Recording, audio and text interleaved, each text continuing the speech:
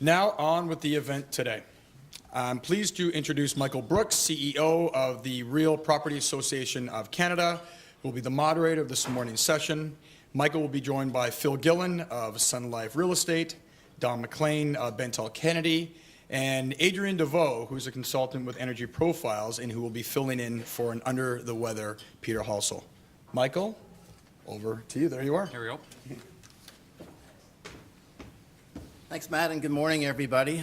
Great turnout for a terrific topic. What we're going to do today is we're going to have some opening remarks by me, very short, 3-4 minutes, and then we're going, just to set the context for what we're going to talk about today, and then we're going to pose some questions for our panelists who have a very detailed script that I hope to deviate from as much as I can this morning, so that to keep them off balance here. Perfect. Peter Halsell is ill, and so we really appreciate Adrien Deveau from Energy Profiles being able to step in with, what, 24 hours notice, Adrien? Yeah, I've got my mulligan all set up. Good. Yeah, so that should be great, and we'll try to send you the softballs so that you can hit those out of the park. I thought I would talk just for 2 or 3 minutes, just context. We're talking about sustainability today, and even though it's freezing today, we really have to talk about the global warming piece. So, 5 points to make by way of background. Number 1, CO2 in the atmosphere has reached 400 parts per million this year. To put that into context, the long-run average for 1,000+ years until the 1800s was 280. 280 is our pre-industrial revolution baseline. So we're 40% over that and climbing quickly. 1997, the Kyoto Protocol date, globally 363. 1992, the Earth Summit in Rio de Janeiro, 356. 1959, the first year we started to keep global CO2 data, 315. So this is why the work of the IPCC is so important. This is why the work of the UN is so important. And very recently, within days ago, you'll see G20 wading into the action. 5 takeaways from the November IPCC 5th report. The evidence that humans are causing climate change is unequivocal. Yes, we still have some deniers and some closet deniers in various political circles, but it's unequivocal. The effects will last for hundreds to thousands of years. CO2 has a shorter lifespan in the atmosphere than, say, methane, which is far worse, but we are stuck with the stuff that we're pumping up into the air for a long time. So very important to stop it.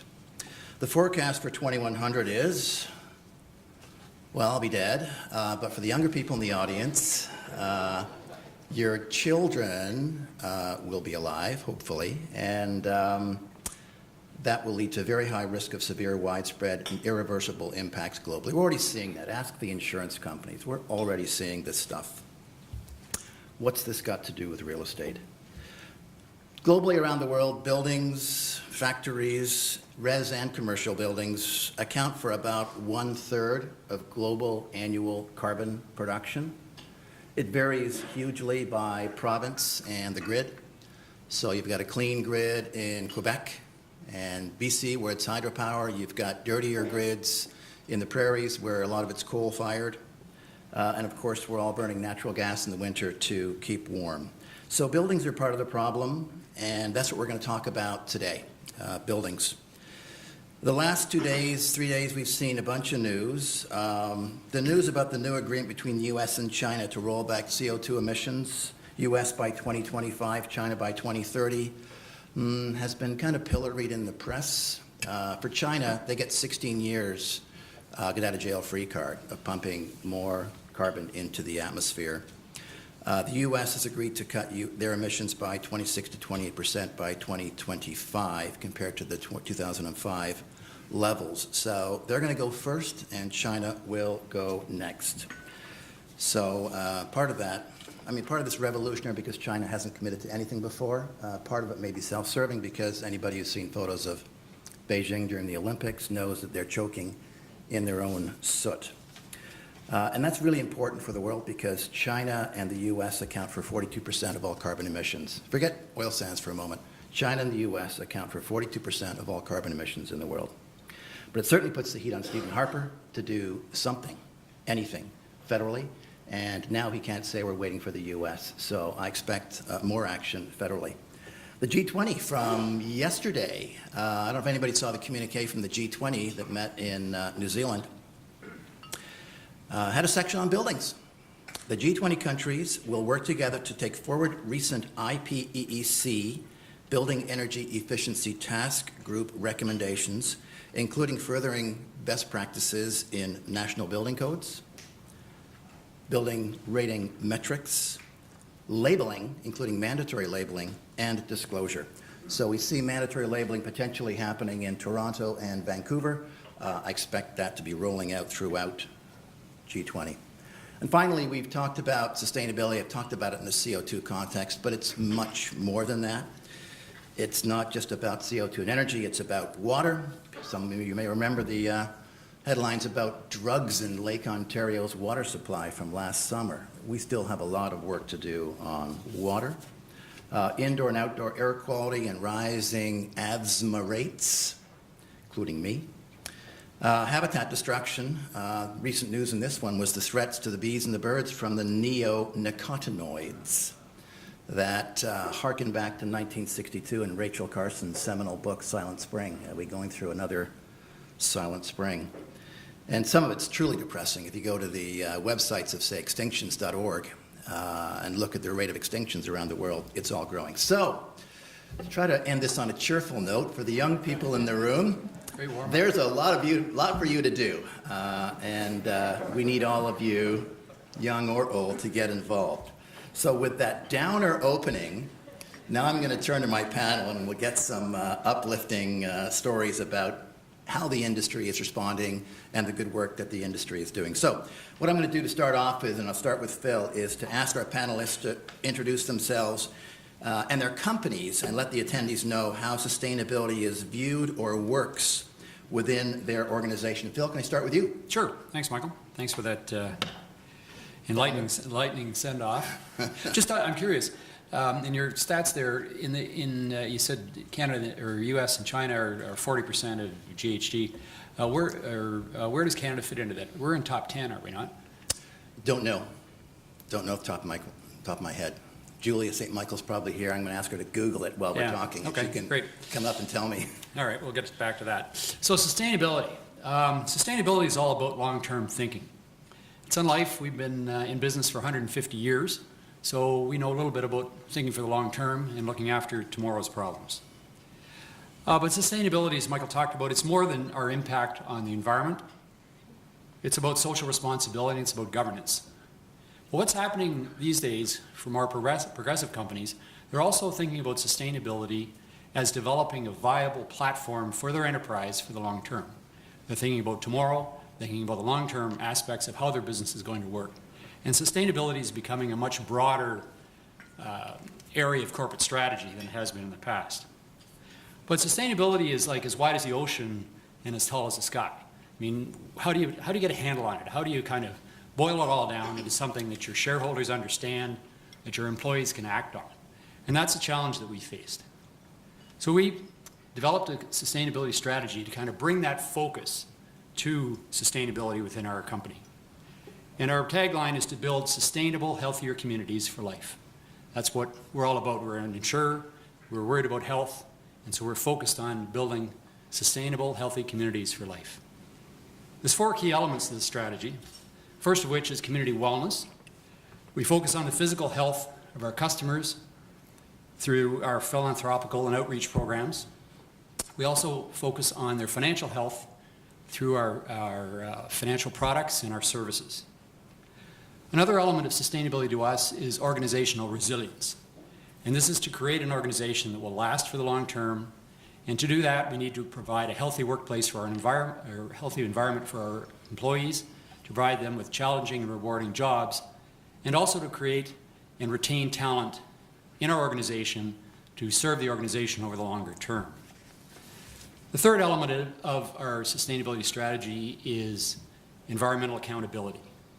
to measure and manage our carbon footprint, and to invest responsibly through our investment program. The last element of it is exemplary governance, to have transparency in our disclosure, to have robust risk management in the operations of our business, and a strong code of ethics and governance in the organization. So these are all the elements of sustainability at Sun Life Financial. It's a little broader than just the traditional ESG, but we think it's important, and I think it's important for our company and for how we do business. That's great. Bill, Don? Thanks, Michael. I'll start by saying if I get too politically corrupt up here, just give me a signal and I'll try and spice So it up. keep going, keep going. You have to remember I have my one and only client sitting right next to me on the panel here, so. And my son said, he said, this should be a real, real shocker, this one. You're his biggest client, and we're on the panel together, so we were getting right at each other. Just don't bite the hand that feeds, Don. Yes, remember that. So, Bentall Kennedy, we have about 134 million square feet of space that we property manage or investment manage across U.S. and in Canada. My responsibility is, as we just talked about, I look after the ultimate performance of the Sun Life portfolio, which is about 17 million square feet, all asset classes in all major centers. My own connection to the sustainability piece dates back a few years, I suppose, when I first got involved with the NAIOP and the Sustainability Committee, and then went on to join Michael at the board of the CAGBC. And when I looked at the topic, where are we or how far have we come, I thought back when, and it was about 2008, when we launched the pilot building for office buildings. And the objective there was to determine what the energy consumption was at some of the best performing buildings in the country. So we had to get beg landlords to give us some buildings to put into this trial, and ultimately it gave us the results we at least, not sure we wanted, but it gave us results. But I think that number was somewhere in the low 30 equivalent kilowatt hours per square foot. And then not long afterwards, a couple years later, some guy in the industry said, that's not good enough. Everybody should do 20 kilowatt hours per square foot. And it left everybody shaking their heads and saying, how's everybody going to do this? It's just not realistic. And I think I was one of those people at the time. So, today though, I think it's amazing to see the number of buildings that have improved to the point where they are operating at 20 kilowatt hours per square foot. And it's just not the new builds downtown, it's suburban buildings, it's buildings in Burlington, it's all over the country that are achieving that. So it really can be done. Now moving on to Bentall Kennedy. For us, sustainability is a central part of our platform. It's one of our core values, and it's a directive from our CEO. It's supported at the board level, and it's supported right through the organization, from operations to leasing, through investment management, and all the way through. So I think, Michael touched on it earlier, the need to do it. We know it's the right thing to do, but we also know that it makes tremendous business sense. Don, you're too modest. Also, Bentall Kennedy came #1 in North America in the recent GRESB survey, if I'm not mistaken. Yes, for diversified. For diversified. Yep, in the world. Congratulations on that. Just as an observation, it's interesting that there was an NAIOP breakfast a number of years ago that Kathy Harder was the moderator at. She succeeded me as the president or the head of NAIOP in 2008. And this was a couple of years before she did that. So it was probably 2006, 2007. And it was over the National Club. We used to have the NAIOP breakfast at the National Club. And she did a session on sustainability. And the mood at best was derisive in the crowd of, what she was talking about. People were just going, give your head a shake. Why would we invest money to save our tenants' operating costs? That makes no sense. It was between derisive and dismissive. People were just not into it at all. And this was in 2006, 2007. And to Don's point, I think the progress that the industry has made is remarkable in that time frame. In fact, I can think back to 2005, 2006, when RealPAC had a retreat at the Sherwood Inn, and we had two climate scientists that I stupidly brought as my keynote speakers, and We all went to the bar. we all went to the bar, exactly. That was the origination of the so-called hockey stick, the hockey stick showing the blade of the stick being the rapid increase in CO2. Adrien, introduce yourself and EPL. Great. Well, maybe I'll start with, so yeah, I'm here filling in for Peter Halsall, who's got the flu. A bit of a poor man's Peter Halsall. He might have been able to provide some of that controversy on the panel because Don said he's got his biggest client beside him, and I have two of my biggest clients beside me. So how I'm going to find a way to fill Peter's shoes and be controversial, we'll see if I can figure that one out. But you're much better looking, Adrien. Oh, well. Yeah, maybe. It's good to have one thing going for you, maybe, yeah. So, well, I did get to a great opportunity to work with Peter for 16 years at Halsall. Peter is quite a visionary in this space and has really created an impact on a lot of us that have been able to work with him.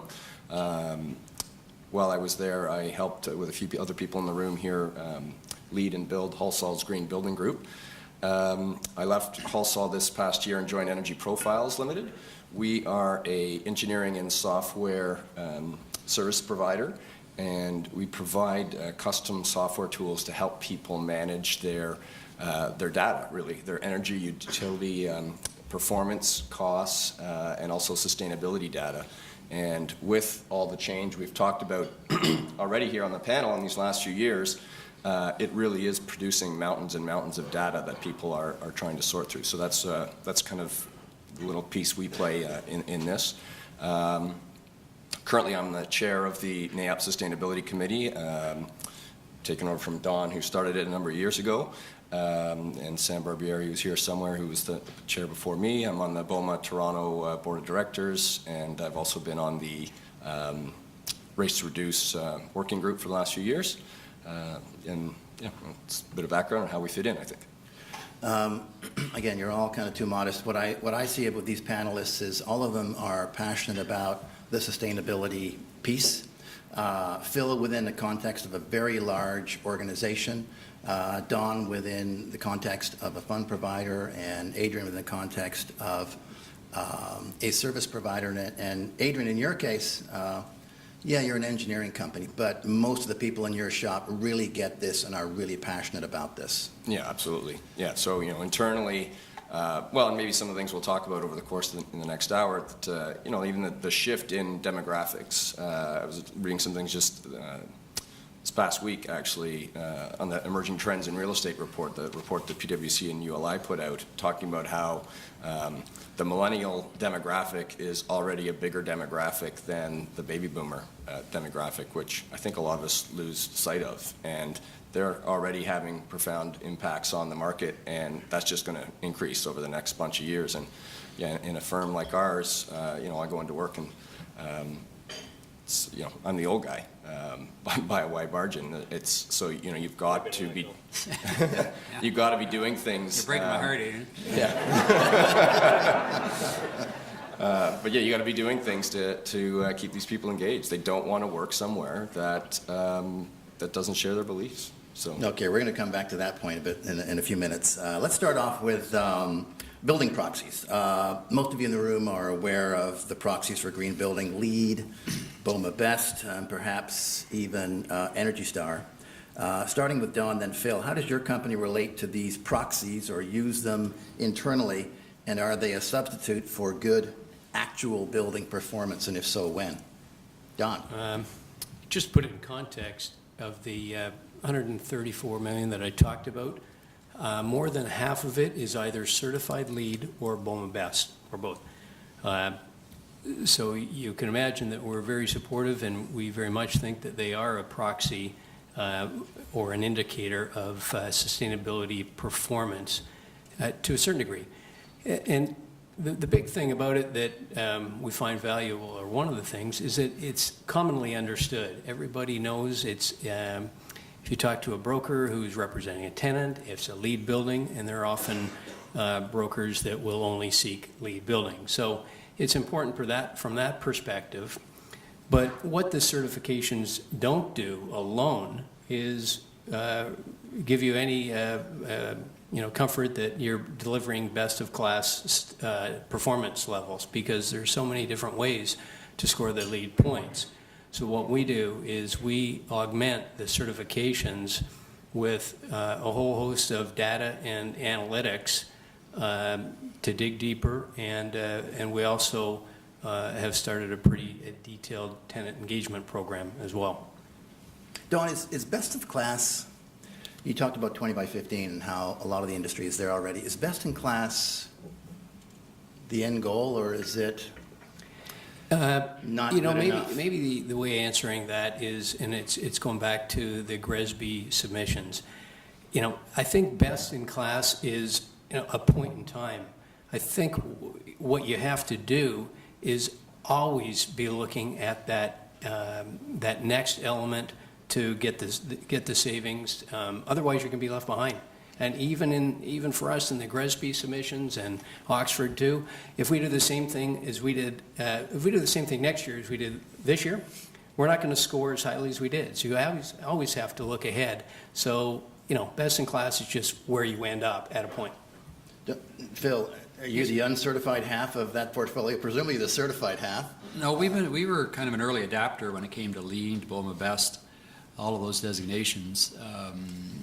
At this point, 91% of our office GLA is BOMA or LEED certified, and 51% of our office portfolio is LEED certified. So we've been at this for a while. We think it's important. We think it's resonates with the tenants. We think it reflects our long-term investment horizon with respect to our assets. So we've been doing it for a while. I mean, we built a building in Manila in the Philippines for our Philippine operation. We've been selling financial services products in the Philippines for over 100 years. And the building we started working on that in about 2009. And we decided we were going to make it a LEED gold building. And when we went to the Philippines, the consultants there was looking at us and they're going, LEED? Like, not a clue. And this is in a country that has basically no natural energy resources. Everything's imported to create electricity. But there wasn't that kind of awareness of conservation and trying to reflect environmental principles in the development and design of a building. And we persevered and we built the building, and we were only occupying half of it ourselves. The rest of it was being leased in the open market. And it's become, now it's standard in the Philippines, which is going through a huge development cycle as they expand their business process outsourcing area. And there's many, many buildings, millions of square feet of buildings being built in the Philippines, and they're all being built to LEED standards.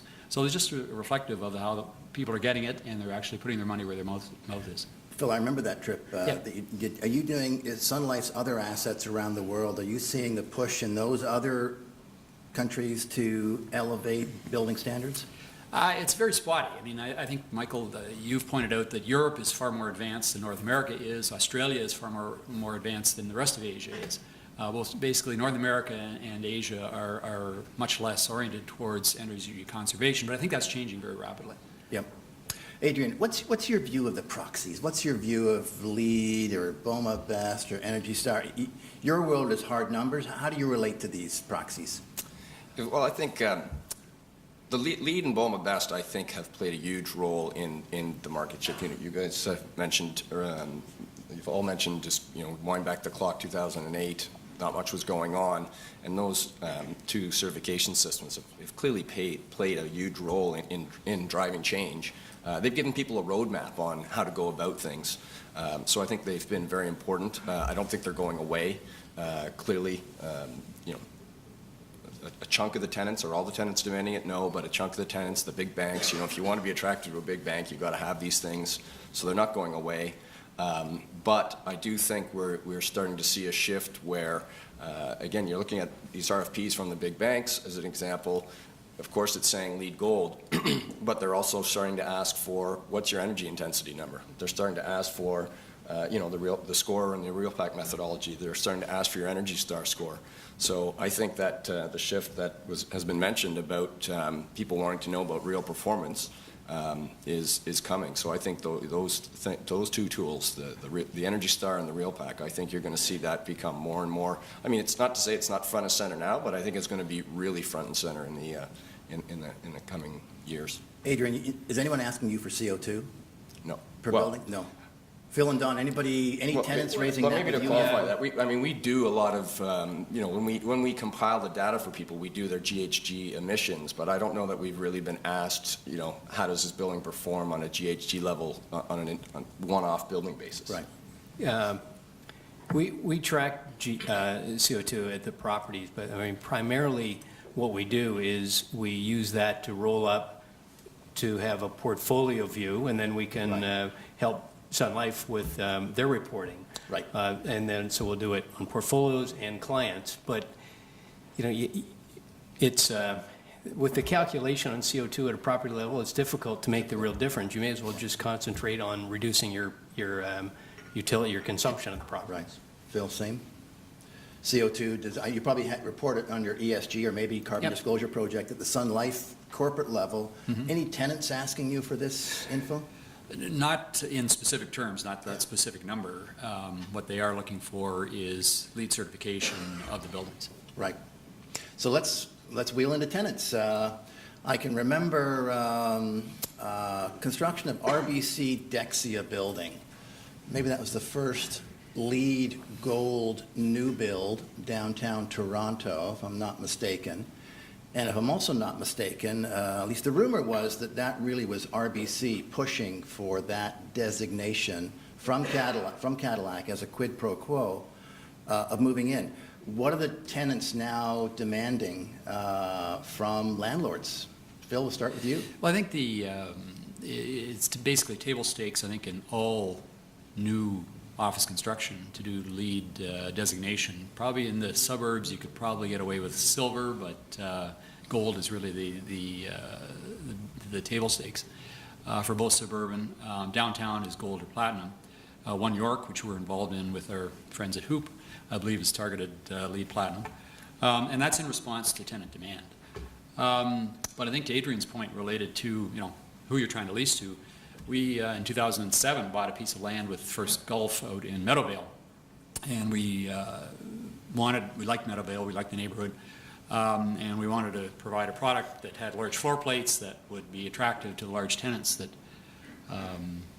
tended to move into the Meadowvale market. And we also wanted to make it LEED certified, and that in 2007 was a bit unique. By 2009, in the financial crisis, our decision to build this building on spec was looking a little bit problematic. A few sleepless nights over that. But the Bank of Montreal came along, and the Bank of Montreal wanted a large floor plate building. They wanted it in Meadowvale for the access to the GO system. And if it wasn't LEED certified, they weren't interested in it at all. They leased the entire building from us. It was a very successful project. But that LEED was a differentiating factor for the products available in the suburban markets. And I think the large companies are attracted to them. Phil, let me just follow on. So we've got public companies want LEED. We've got downtown office that's LEED. What about other areas, non-core office and mom and pop tenants? Are they demanding LEED, or what are you seeing in kind of the other elements of your portfolio? I mean, the smaller enterprises are more concerned about costs and, don't see LEED as being something that, they don't have public accountability statements or sustainability reports or sustainability strategies that they have to talk to. So they're less concerned about that type of designation. And the other odd group we find is, terrible to say, but often professional groups, partnerships, where the rent comes out of the partner's pocket. They're, LEED, what are you talking about? Damn lawyers. Yeah, exactly. Well, lawyers, engineers, accountants, all those guys. It is interesting. They say, well, we'll build to LEED, but we won't get it certified because we don't want to pay the consulting costs. It's quite weird. That is weird. Don, so... Especially engineers. I mean, the consultants are engineers. It's like... They should know. They should know. Don, your thoughts on that, and also other asset classes. So we tend to just talk about office when we talk about LEED, but what about retail? What about industrial? What about apartments? The first part of that and what's pushing, from the landlord's perspective, not a lot's changed. I mean, they want, from the perspective of their objective is to keep buildings full at attractive rents. What has changed is the tenant's view of that, and what we see now is that heightened focus on productivity coming out of the space and their desire to attract the brightest talent they can. So, to your point about Dexia, it's not hard for the new LEED buildings that are going up, the 5 million square feet or so that we see going now, to satisfy that tenant need. But we've also got 150 million square feet out there in the GTA of office space that's looking for ways to keep up. And that's the issue that they're dealing with. That these tenants are looking to say that we need 120 square feet per person as opposed to 210 from years ago. So that may mean looking at your airflow. What can you do to your lighting to make that environment that Adrien just talked about? So that's what's compelling the landlords, is that they have no choice, but they're going beyond that and looking at doing whatever they can to create that environment. This avoided obsolescence. That's They're in the back of the bus. Exactly. Yeah, That's right. What about other asset classes? Don, what are you seeing there? Other asset classes they are well developed in different ways, but there are nuances with each of those other asset classes that make it a little bit more difficult. You look at multi-res, you have the impact of rent controls in Ontario it makes it a little more difficult. But in strip retail, for example, there's lots of good things. We're doing white roofs, we're doing lightweight concrete, we're doing parking lot retrofits to LED lighting. It's the controllables that the landlord has in the strip centers that make it, the target of sustainability right now. Are those business case driven? I mean, white roofs, you're not getting an ROI on a white roof. You're getting lead points, but You're getting lead points, but we're doing them they're less compelling from a business case perspective. Yeah. But I would say most others are. I think the retail sector is much more merchandising driven. Like, I'd like to see the carbon intensity of Harry Rosen's per square foot. Yeah. Or You can get a Renfrew. can in there, can't Yeah, you? exactly. Yeah. And it's all to sell the merchandise. So, I think they're almost out of it because it's, any regional mall is like quite a consumer of Yeah, energy, of I juice, would guess, yeah. of juice, just the way they are. Yeah. So they're kind of separate from the others from that point of view. Multifamily is another area where we're seeing a bit of an evolution, but it's not really, it isn't on the radar screen in kind of the need to rent component of the market. In need to rent, people aren't too aware or sensitive around environmental issues and particularly energy consumption. But in the want to rent segment, there's more recognition of it, but it still isn't something you see front and center when you're looking at marketing materials related to rental properties, nor do you see landlords advertising LEED certified rental properties. it's got to be the business case of it. Gross leases, any savings accrue to you, the landlord, completely. It's got to be more to be done in the multifamily sector. Well, it's changing. I mean, the Ontario government, when there's this whole friction going on about metering and sub-metering electricity, which is nonsense. If tenants have to pay in a residential environment, if tenants have to pay for their own utilities, they don't leave the sliding doors open in the middle of the winter while they're having a smoke on the balcony. They just don't, they behave because they're paying for it. But if you don't pay for something, you don't worry about it. Right. And that's a problem in the significant component of the multifamily sector across Canada, which is first-generation product, which doesn't have the control systems. But when you move into the more contemporary products, which have independent billing for utilities, heat, air conditioning, electricity, you see much more modest and controlled use of energy. Yep. Adrien, let's jump back to you. Are you seeing any interest from clients to collect data on all these other asset classes? What are you seeing? Well, and maybe what I'd go back to is the success I think that we've had in, you talked about the commercial office space and where we've come in the last number of years. I think it's been market driven. We've talked about the tenants started demanding it. It created competition in the marketplace. The new towers went up, put competition on the existing buildings. They had to respond. They have done so. It's been pretty amazing. What's missing, I think, in these other asset classes is those market forces to drive change. I actually kind of get a sense that retail is starting to get a bit of the same buzz or feel or vibe that commercial was, 6-7 years ago. You know, the retailers are under pressure for maybe different reasons. You've got these, you know, travesties in Bangladesh, things like that. They need to have better stories. People like ICSC have rolled out a pilot program for a benchmarking mall performance that's going to raise awareness.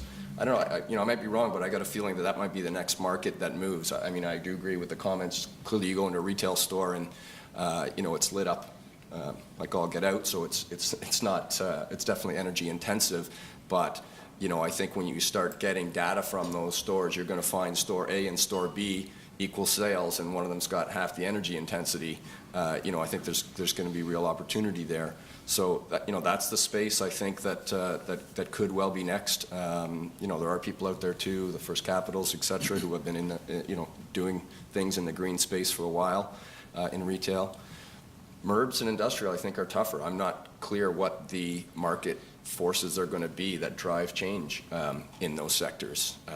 It remains cloudy for me. I don't know about you guys, but that's, you know, and there are things like, you know, rent controls get into the mix for MERBs, as Don mentioned, the way that industrials, the full triple net lease scenarios where the, you know, there's who's focused on whether the rooftop unit is the most efficient out there? Nobody is, really. So not sure when what it's going to take or when we're going to see real move in those markets like we've seen in the office markets. May need regulation, may need that mandatory disclosure piece, typically only for office, expand it to apartments as well. Right. You know, clearly I think it'd be better for us if we got ahead of any, us as an industry to get ahead of any regulation. But yeah, I don't know, absent those market forces, it might be regulation. I mean, in the industrial space, I mean, LEED is generally not on the tenant's radar. We've done a number of industrial buildings to LEED specifications. I mean, they reflect, you know, more prudent management of the construction process, management of waste materials, that sort of stuff. But because the HVAC infrastructure in industrial is not all that complex, it's not a huge thing from a tenant point of view. But in our view, and again, we invest for the long term. And generally, if you do a LEED designated industrial building, you've got a better quality building than you would have otherwise. And I know when you buy industrial buildings, you're always a little bit worried about, was this thing slapped together? Was the, you know, the slab done in the wrong weather conditions, et cetera? But I think if you see a building, an industrial building with a LEED designation, you're going to appreciate that this is a well-built building, right, and that's probably going to produce more value for you. Julie, do we have a number yet of Canada's contribution to global CO2? We're ranked ninth? There you go, top 10. A little less than 2%. 2% versus 42% for US and China. Interesting. Okay, let's talk about incentives. And maybe Don, then Phil. Have you guys implemented any changes in the way that you compensate your managers, the way that you bonus your managers, the way that you set KPIs for your staff that line up with your corporate sustainability objectives? And maybe, Don, I'll start with you. How do you get this culture change inside your organization Yeah, I think. that you're prepared to disclose? Yeah. I think the culture goes to, this one goes to leadership, and you have to have leadership that fosters a culture of innovation, because if you don't have that, you know, it's starting all through the organization. You don't have that freedom to innovate and look to all these savings that get rewarded. They get rewarded just from you know, the satisfaction of doing a good job. But you asked about the compensation question. Absolutely, maybe that's what's driving change more than anything. But everybody in our organization who touches the property management side of the organization, right from the building operators, property management, and right up to the president, have energy targets that are set and tenant engagement scores that get measured against. And that is definitely part of the compensation. Phil? We've integrated sustainability targets or objectives into people's goals and objectives in the real estate equity group. And consequently, they're on the radar screen when it comes to compensation and incentive compensation. We haven't got it to the point of, as Don suggested, specific numeric targets for individuals or within their portfolios, but it's definitely part of the reward system. So that's kind of top-down incentivizing. What about, we talked about the millennials.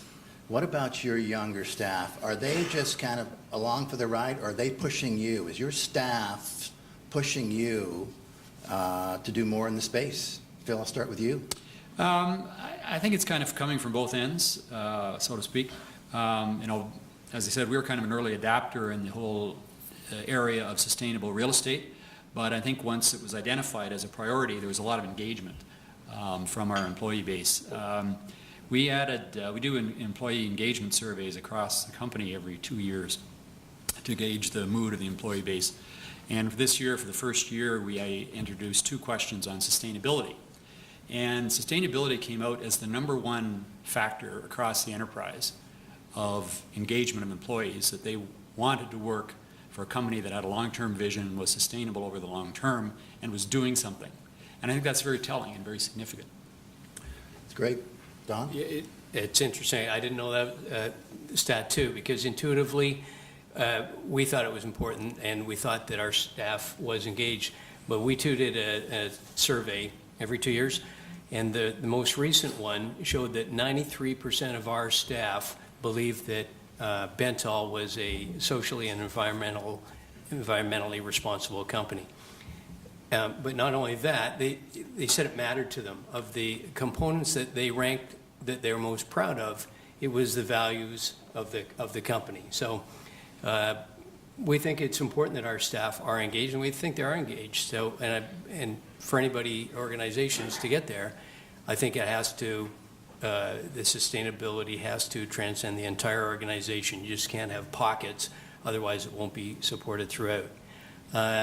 We don't have any, we don't have any data to suggest that it's more important to the young people than to the seasoned guys or gals. Thank you. But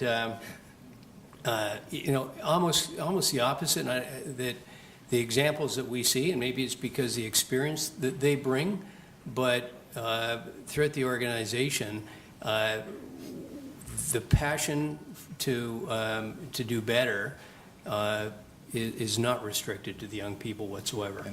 Adrien, do you find that in your organization, because you're kind of in a do-good business, do you get people applying to EPL or people coming into your industry, even with your competitors, who it's because they're younger and they really believe in the space? Yeah, absolutely. And I can answer that both from EPL and from my time at Halsall. I mean, both organizations, it was a huge driver in recruitment. People came to us. We had continue to have the kind of pick of the crop of the top grads coming out of universities, and it's great. It's literally by that they do their research on what kind of place they want to work for, and it's a huge differentiator in terms of getting talent. We talked a bit about energy, and I want to come back to those elements of sustainability where there's maybe not as clear a business driver. So recycling, 3-stream, 4-stream, 5-stream recycling, probably not a business case there. Water, maybe a bit more of a business case there. CO2, no business case. How do landlords deal with those now, justify them internally? How do we move those up the relevance curve? Phil, start with you on that. In terms of solid waste, I mean, we've introduced a number of 3-stream systems into our multifamily portfolios, and they actually get very positive response. People engage in it and think, yeah, this all makes sense, and the stuff's flying all over the show. So, well, actually, it's going down the chute, but I think it's something that people appreciate, and they respond very positively to it.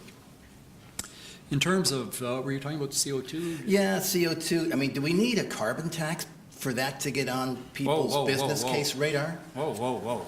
Carbon tax. What do we need? We don't need a carbon tax. Jeez. What do you think of that, Don? Anybody from BC here? Yeah. Yes, exactly. No, I mean, I think, I think with measurement and with commitment by management, I think we can look after ourselves pretty well. I mean, we started this program we've been doing with the help of Adrien's former firm and current firm. We manage our CO2 and measure our CO2 intensity. And in 2007, when we started, 2007 is our base year, we were using 4.3 units per square foot. In 2013, we were down to 3.1 units per square foot. So that's a 28% reduction in energy intensity over 6 years. I think those are pretty good numbers. Yep. And like there was no carbon tax to make me do that, Michael. Yep. There was no legislation or anything like that. So I'm not a promoter of carbon taxes. I think people understand it, they make sense, they commit to it, and they execute it. And we're doing it, and I don't think we're unusual. I think our friends at Bentall have done just as well. Right. Don, your thoughts on this, and don't come out in favor of carbon tax, I recommend. No, let me go back to the business case that you talked about for some of these other ones. I mean, we put a business case to most of the functional components that we introduced to the building, and those are the metrics that you would imagine. They're cost per square foot savings. They could be payback periods, and those are the easier ones to at least get a handle on, where there's an IRR associated with it, a 4-year payback, and certain costs of the per square foot savings.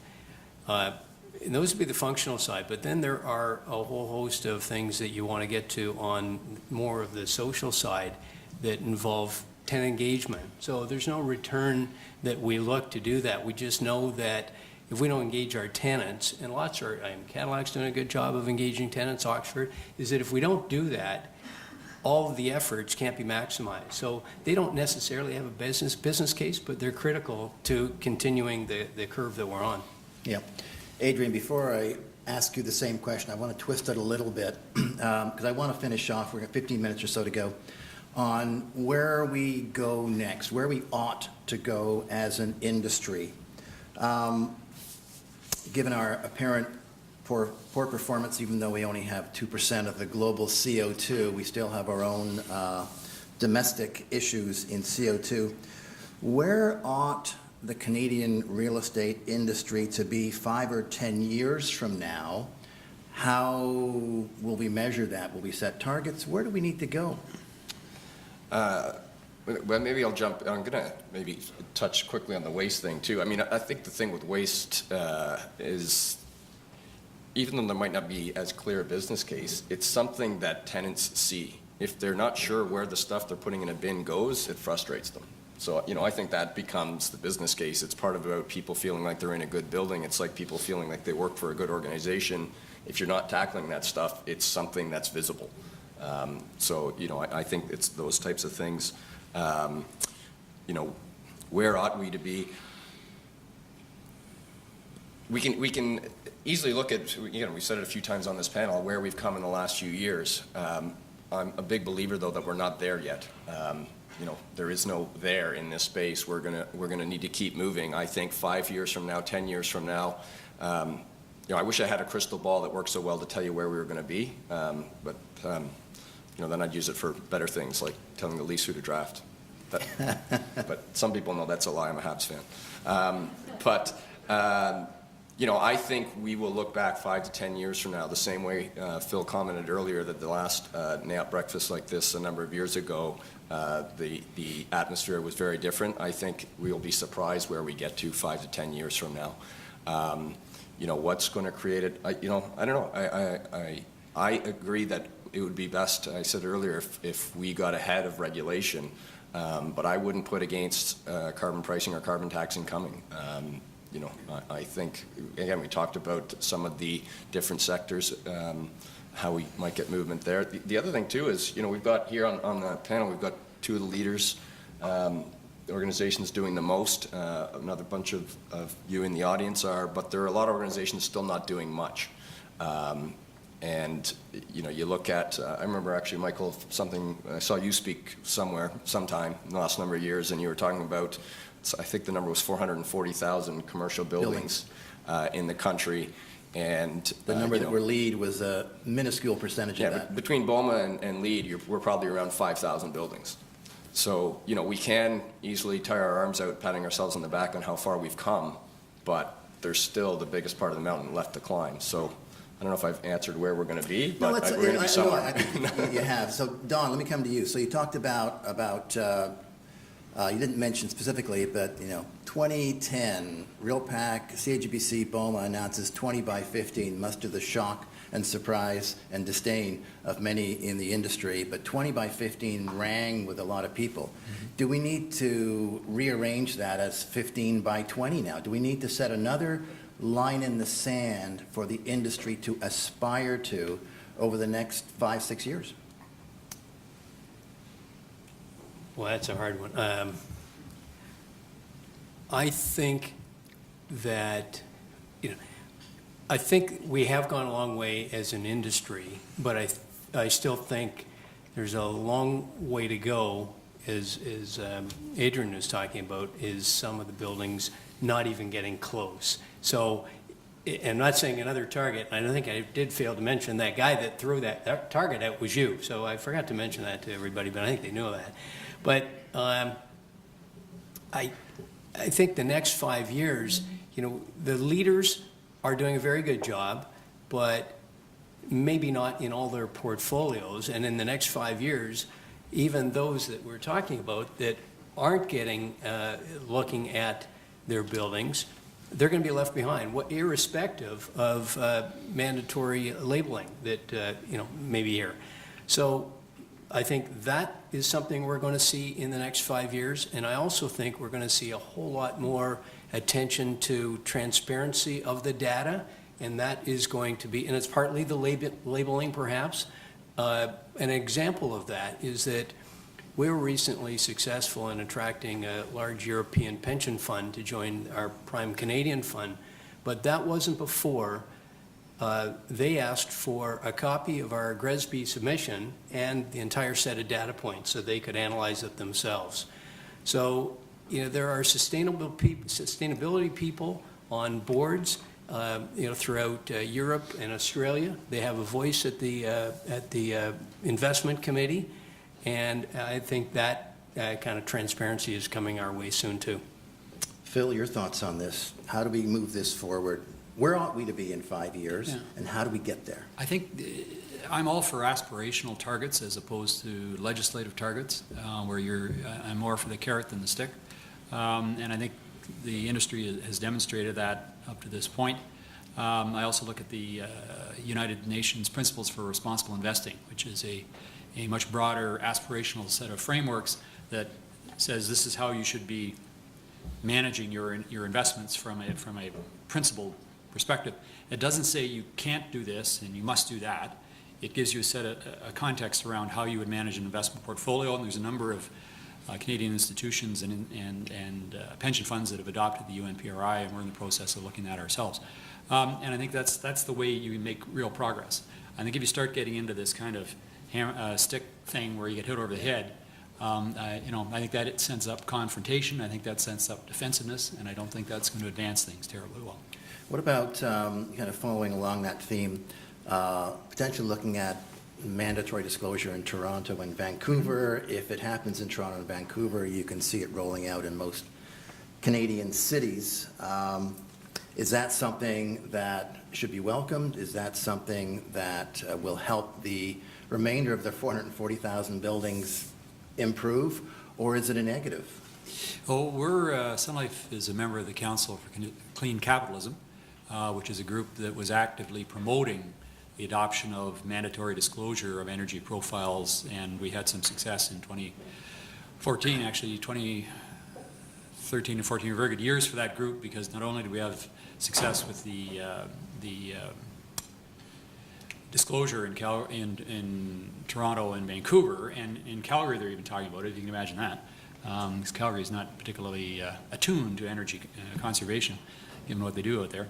But we also had success with green bonds. I mean, this group was an advocate with the provincial government, and we had success with the implementation of a green bond system in Ontario to ring fence money for environmentally sensitive projects. So, I think energy labeling of buildings, I don't have a problem with that. I think this is a statement of fact. It's not like you're forcing somebody to upgrade their HVAC system. You're just asking them to, disclose what their energy profile is. But it's outing them. They're going to feel some pressure to upgrade. Well, that's the whole thing has been based on shame. Yes. Up to this point. I mean, all of these things are, these are things that we should be doing, and people are doing them because they want to do it. It's the right thing. And they want to be proud of what they do. And so I think it's along the same lines. Yep. Don, your view in labeling? You guys ready for it if it came? I'm not sure if we're ready. Some of the guys in the room from Bentall could probably tell me that better than I can. But yeah, I think it's coming. And I think our point on it would be that we're not averse to mandatory labeling as long as the ground rules are clear and there's transparency around it and there's no real wiggle room to massage the performance. So that'd be our concern. Yeah. Okay, we've got 5 minutes or so left, maybe even 3. Start, Adrien, at you. What's EPL going to do to move this industry forward to achieve that vision of 5 years from now being better than we are today? What are you going to do? Right. Well, so, I'd like to think we have a big role to play. We probably just have a small little piece of the puzzle we fit into, but we're keep looking at advancing the data analytics and how do we get more of the data, turn the data into knowledge that people can take action on. I think that's going to be a big key to unlocking where we can go. So that's what we're going to be focusing on. Don, what's Bentall Canada going to be doing? There's probably 3 areas that we're going to be focusing on. One is training with all this. We're training investment managers. We know that change comes about quicker when there's a shared understanding of what sustainability goals are and how to get there. The second thing would be portfolio certifications. We talked about the fact that we support the LEED and BOMA Best, but we use that as opportunities to look to see where we can drive further efficiencies through recertifications, recommissionings. We have just joined with LEED for a portfolio certification program so we can get volume discounts and then use the best practices and everything we've learned training throughout our group. And we've done the same with BOMA Best and looking to do something on the light industrial and retail side, and that's just been approved by BOMA Best, or BOMA Toronto rather. And the third thing is the data that I talked about earlier. I think with smart buildings, there's going to be a whole lot more data that is going to tell us what we can do. It started with measuring energy intensity, and we've moved to more predictive behaviors about what can be done with savings if you introduce new capital projects. But I think with the smart building technology, there's going to be a whole lot more to come. That's another NAIOP seminar, that smart building stuff. Phil, last word to you. How does Sun Life advance this agenda? I think there's 3 things that we're going to be doing. First of which is to complete our measurement model. We have to be able to measure everything in order to decide how to manage it, and that's the second step, is managing it against targets that we set. And then the third element of it is behavioral change. You need to have all of that working together in order to have achieve significant change. A behavioral change is the realization that a building is a community of the landlord and the tenants, and they have to work together in order to reduce the energy profile of the building. Terrific. It's almost 9 o'clock, and I wanted to be respectful of people's time. Matt has asked me to wrap up, and my wrap-up is going to be to thank the terrific panelists that we've had up here today.